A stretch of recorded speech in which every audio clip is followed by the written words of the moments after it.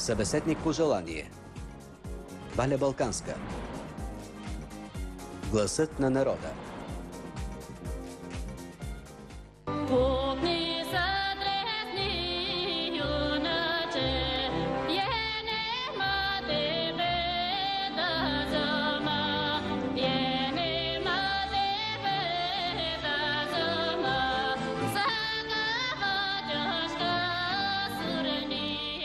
За нея, дъщерята на Николай Хайтов Елена написа книгата «Сама сред звездите».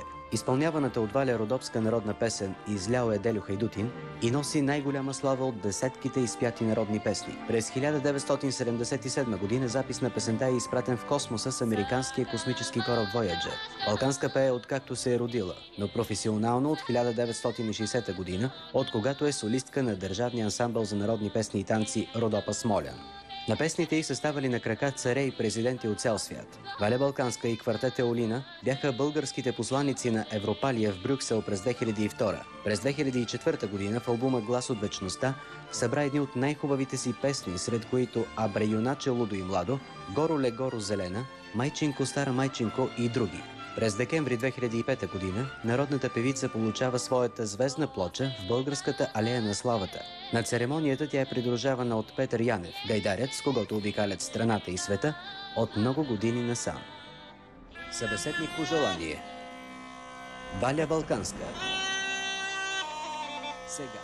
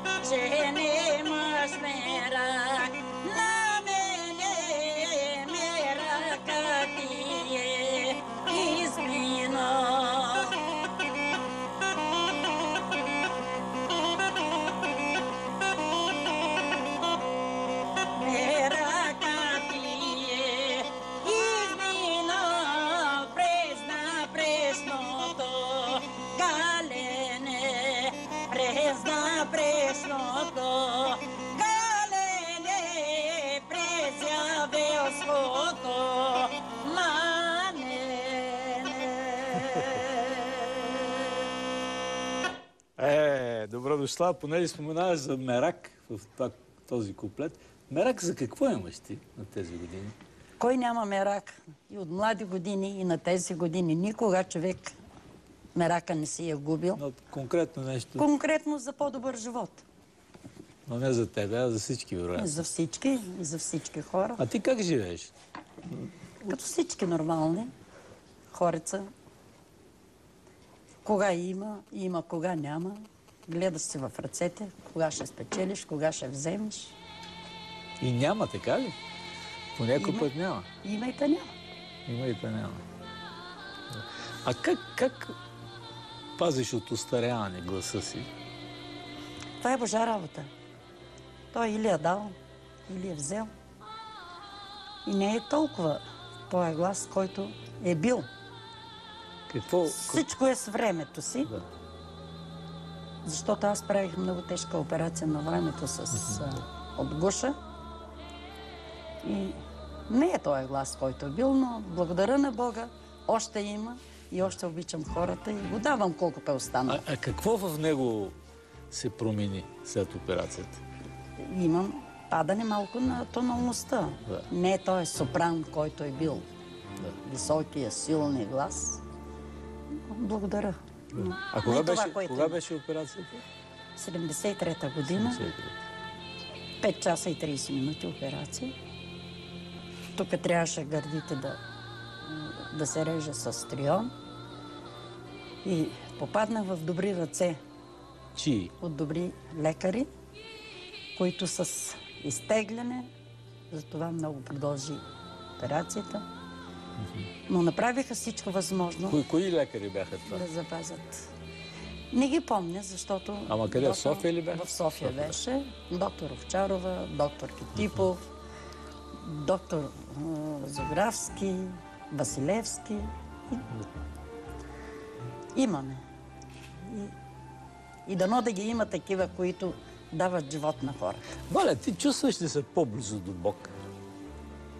Аз съм на една планина, може би тази планина ме съхранява. Казвам Бог. Ние нито го чуваме, нито го виждаме.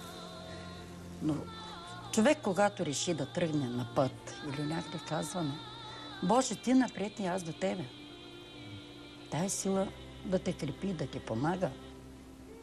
Имах преди нещо друго, че твоя песен е в космоса от толкова години. Това те приближава все пак.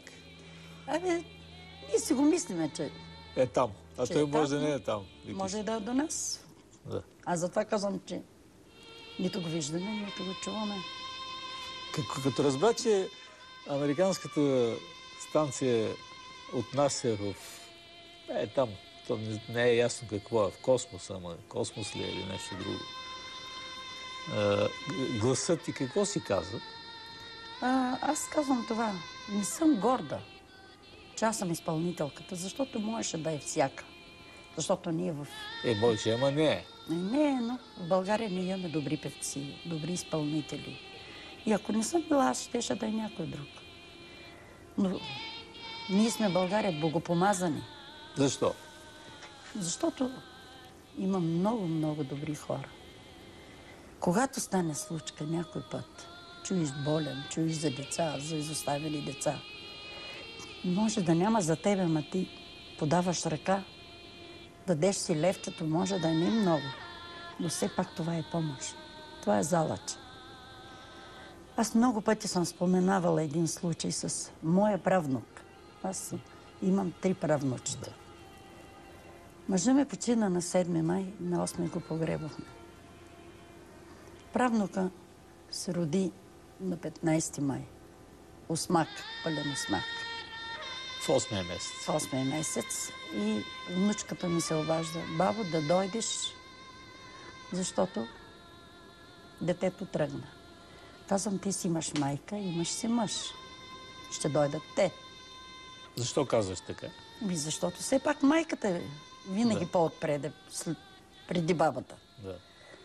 И отидоха, върнаха се след час и половина. И дъщерята казва, майко, едва ли детето ще го бъде? Рекох, не дей така. Това е 1:30 през нощта. И както ми казаха, аз не седнах поне на стола да поема дъх. Дочаках 5:30, хванах първи автобус и отидох в една от църквите. Един отец отказа да ми направи служба. Защо? Не знам. Това във вашия край. Да. Не знам каква беше причината и защо. Но съседката, която сутринта ме пресрещна и ме попита, Валя, къде толкова рано бързаш? Още не са хората събудили. И аз си казах, че имам правнуче, викам и отивам до Устав, до църквата да направя службичка. А тя казва, иди отсрещай до Света Богородица. И то като така каза, че не може, че детето не е кръщавано. Аз казвам, отче, детето не знам дали ще го видя. Нощеска не е родено по нормален път. Кога да го кръщаваме?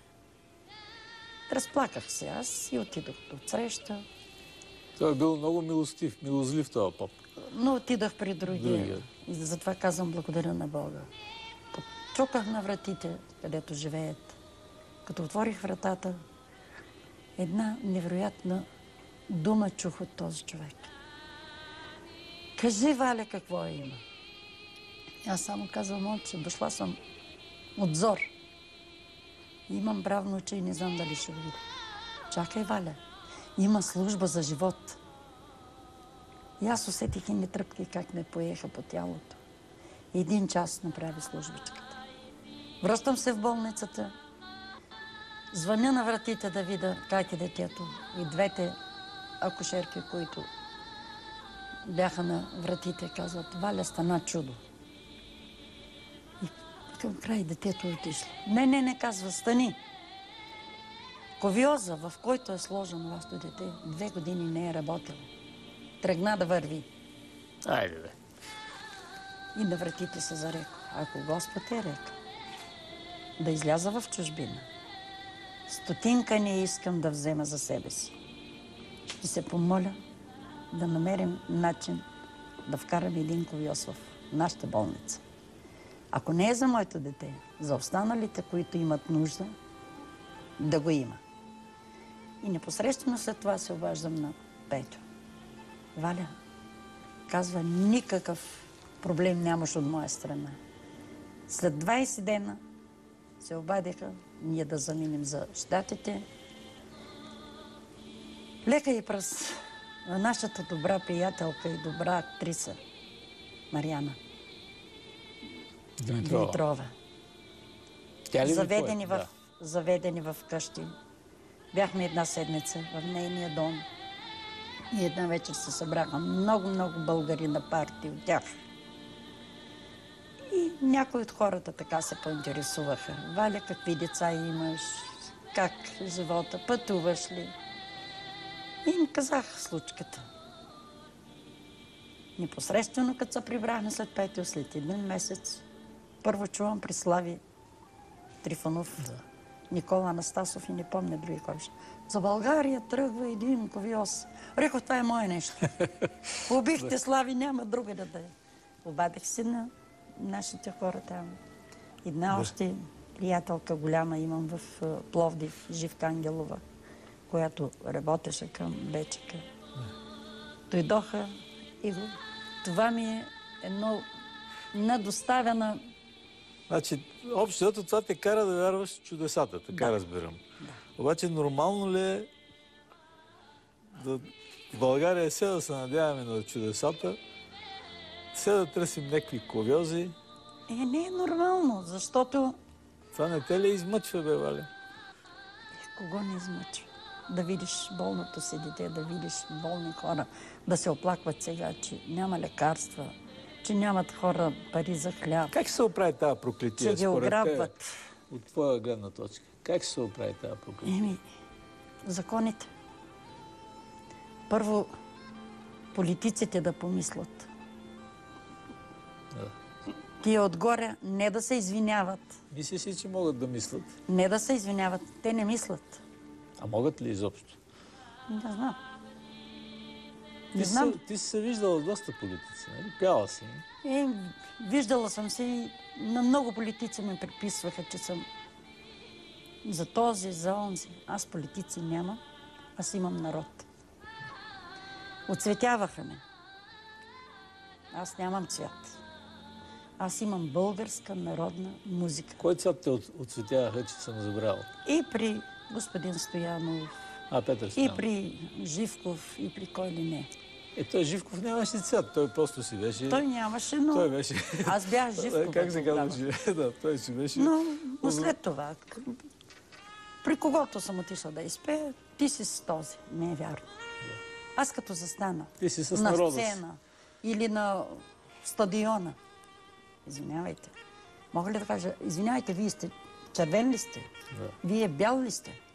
Ако сте такъв, напусни. Аз реших, че най-добре ще бъде да те наречем гласът на народа, защото той наистина е... И мисля, че си това. Първо искам да кажа, че си обичам семейството ми.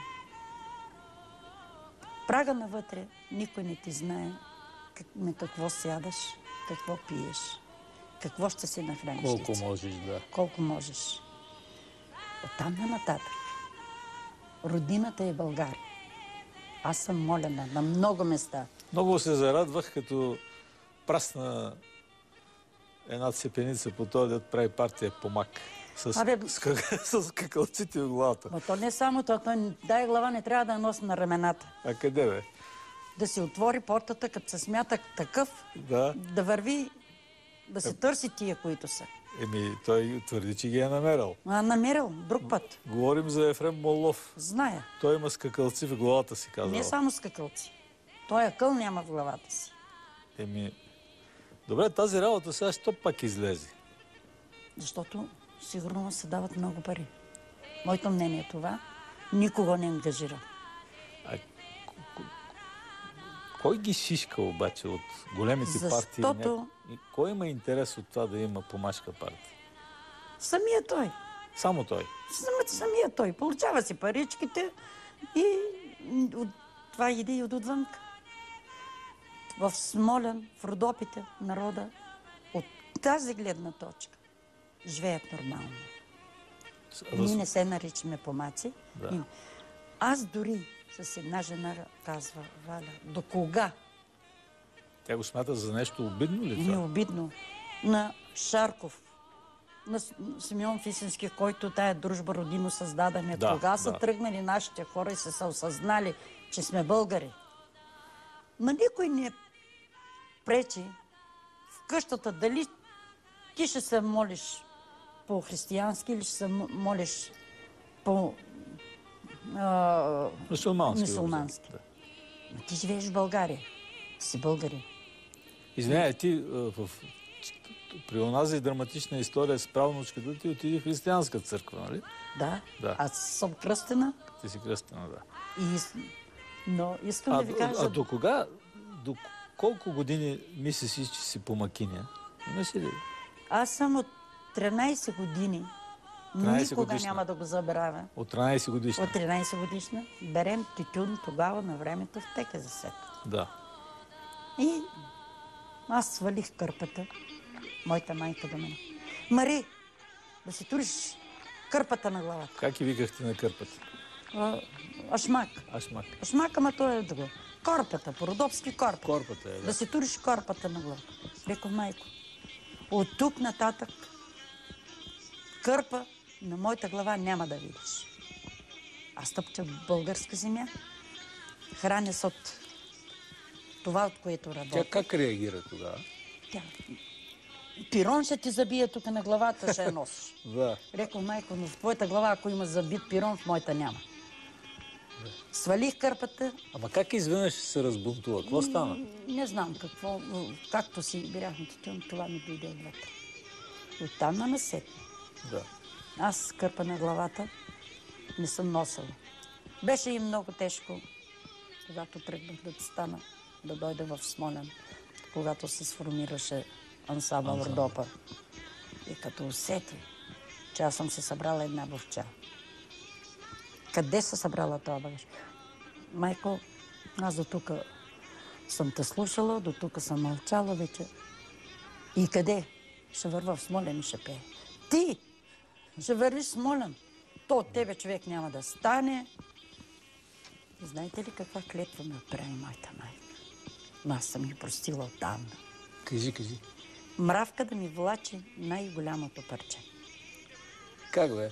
Я това трябва да се дешифрира. Мравка да ти Влачи най-голямото парче. Мравката колко може да мъкне? Една трошичка. Да. Значи... Да нямаш. Това ли е смисъл? Да нямаш. Да стане беля с мене, че... Да страдаш. Да страдам до такова чак. До такава А ти степен. кога я прости? И когато аз непосредствено... Кога я прости? Като стана известна ли? Не. Или веднага? Не. Аз се ожених в Смолян след февруари месец, 15 февруари 60-та година се сформира ансамбъла. 15 юли се оженихме, ние сме дружили с моя мъж 15 дни. А той пак ли беше от вашите? Не. Той си е от Смолян и... Да. Не е помак. Да, И той си. българ мохамеданин, да. Но неговата баба на баща му майка, тя казва, дъще да ти кажа, както искаш ми казвай, но аз не си помня толкова имена, са ми слагали, че не ги помня кой. Но първото си помня. А той е? Лина. Лина. Лина. Това е много хубаво. А Омира, като името, Алие. Алие. Да. Ужас Една беше това. симпатична баба, която много не са ми пречили, много са ми помагали. Но тази клетва не ми излиза от главата. И аз тогава, когато се ожених, когато родих децата и тя дойде, и се разплака моята майка и казва, дъще. Ама защо толкова държеше това тя? Защото аз съм от 7 къщи махала родена и като знае, като отида в града, от мене може да не стане човек, може да хванат криви пътища, не в правилния път. Дали ще стане от мене човек? И като дойде, при тебе? И тя тогава каза, искам нещо да те помоля. И казвам, майко, какво? И в този момент звучи една моя песен по радиото. Тя се разплака и казва, искам да ми простиш за една приказка. Което, майко? Помниш ли, дъще, когато тръгна и аз какво ти каза? Помниш, разбира се. И казвам, майко, лоша клетва отправи към мен. А в Родопите, когато искаш да простиш, правиш ли ми халал? Това е турска дума. Казвам, майко, аз тая дума няма да изричам, но ще простя. Това е по-правилното, да разбереш. Халал ти, да. Да. Халал олсун. Просто да ти. Халал олсун. Петро, ще те питам, кое е най-необичайното качество на Валя? Ти мисли сега. Като си готов, дай знак. Ама без свирка. Ако мислиш за тези истории, които стават сега, ДПС и така нататък? Доста народ подгониха сега по училища, едно друго. Това е просто където да си. Независимо дали си в Гоце Делчев, дали си в София, дали си в Пловдив, ти си в България. Да. И това е никак не е на местото си. Това, което става. Никак не е на местото си. Първо тъпчеш в своята си родина. Когато изместиш огнището, докато го запалиш, нали е на студен? То докато го направиш... Докато го направиш. А тук... Има ли опасност да бъде изместено това огнище? Голямото. Тук зависи, ще трябва не да се... Искам и тук ще го повторя, защото на много места го казвам. И ме е срам, че се обърна господин Станишев срещу Лютви Местан да му се извинява. От цял народ. Ще го нацелува дори. От цял народ. Да. Кого попита да се изправи на публично место да му се извиниш? Да. А Лютви Местан тогава защо не се обърна да каже, извинявай господин Станишев, ама ние колихме и бесихме. И той на черепите стоят там и е с доказаност. Да. И той ще ми рови... Ти се обиди. Еми как да няма да се обидиш? А вашите хора там, вашия край? И нашите. Срещаме на този, на Шарков, внучка. Валя, ма какви са тези имена, какви са тези ровени? Викам, тия, които нямат акъл в главите си, които носят бръмбари в главите или, както казах, скакалците.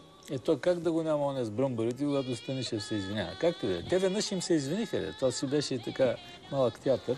То се, от една гледна точка, то се разбира се, че и онова насилие си го не биваше да се допуска, но... Не е турско време, за да ми се налагат. Да. Аз искам да кажа нещо. Аз отидох, моята внучка, кумовете живеят в Момчилград. Така? Влезнах в общината. На портите няма едно българско име сложено табелка. Айде. И те са обсебили всичкото. Да. Чакай, спрете. Няма страшно, още не са те накарали да пееш на турски. Някой да дойде. Какво ще стане? Аз знам какво ще стане. Да. А то, с който командваше там, аз на тос, аз на тос. Тая сабя отзад, ако му... Да. Ти си, Валя, Баротлиева трябва да те кръстат. Както искате. Баротлиева ли е? Петя? Кажи, дай едно кратко описание на Валя. Само секунда. Искам да ви кажа, че моя мъж ми казваше, Гестапо дойде. Айде бе. Накарам децата да стане праща. Не стане ли на момента? Стане ли да се го направи? Вика си, ще Гестапо на теб. Как иначе? Работата не върви. Сама след звездите. Не съм сама. Имам добър бодигард до мене. Да. Гайдата свири и плаче, весели народа. Кажи определението ти за нея. Светят се горе звездите, аз съм долу човек. Кажи едно кратко определение. Трябва да си го измислил толкова с години. Не, то не е за мислене. То е реалност. Нормален човек, който преследва целите си, отстоява мнението си, наясно е коя е, каква е, защо е тук. Това е рядко качество да се наясно какво си. Според мен най-важното. На ниво съзнание са както трябва нещата. Това е Валя. Много такава Малко литературно беше това. Нормален човек. Нормален човек. Човек истински, който няма да подведе... Успя ли да извади всичко от себе си? Не всичко човек може в един живот да Но свари. ти. Успя ли се? Всичко. Доволна съм. Семейство имам. 3 деца съм отгледала. Много. Народа съм веселила. 3 правнучета имам. 5 внука са. Лека му пръсна съпруга ми. Помагал ми е. Дал ми е. И гласът ти е в космоса. Абе, ти малко подценяваш тази работа. Не, аз не се гордея, че аз съм изпълнителката, казах. Гордея се, че българска песен покори земята и небето. И се доказа, че я има България. Къщата от земя и небе. Много пъти съм го казвала. Се нарича България. Да. Ами добре, Валя, благодаря ти. Да си жива и здрава. И аз желая здраве на вашия екип. Обаждай се, като имаш нещо така по-кибритлие. Това е хубаво. Трябва да понатиснем, ако видим Зора и Шмайзерета да фащаме и... То от твоята уста звучи по друг начин. Важно е. Няма да се даваме. Да. Ние 500 години удържахме мъчение, пък сега ли на 21 век да се дадем на тия да ни Така. казват какво да правим и как да го направим. Добре. Който не му понася в наше време тук, в нашата България, широка порта и автобусите както ги докарват, с тях да си... Добре. Вие сте много бунтарски настроени, но... Не е бунтарство. То е истина. Реално. Защо може... всички се затварят очите за всичките тези неща? Защо? Затварят всички очите. Що не отиде българин така да се развява байрака в Турция? Веднага ще лизнат деца, вика, с лизинга ще си дойде в България. На лизинг ще дойде. Ими как иначе? Айде, свършваме до тук. Но България не бива да се дава на лизинг. В никакъв случай. Добре, това ще го запомним. Благодаря ти. Благодаря.